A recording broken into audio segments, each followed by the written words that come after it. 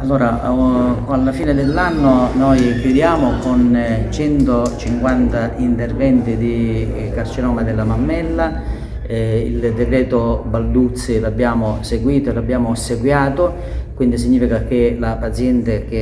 a cui viene fatta la diagnosi di carcinoma della mammella viene seguita, operata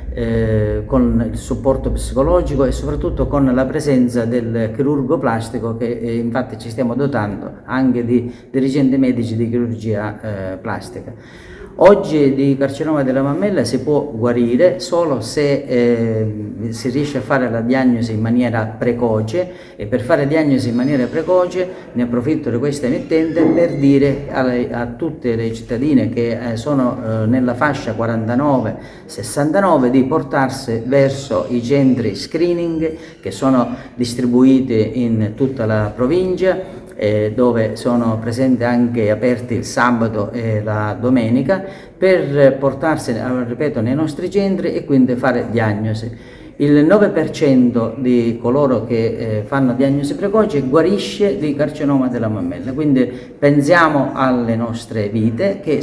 la nostra vita è estremamente importante ed è per questo che vi invito tutti a fare lo screening. Per quanto riguarda il prosieguo terapeutico, abbiamo un gruppo oncologico multidisciplinare costituito dai migliori specialisti, tant'è che noi quest'anno abbiamo incrementato di molto il numero di interventi. Ciò significa che non è aumentato il numero di tumori, ma è diminuita invece la fuga verso altre aziende.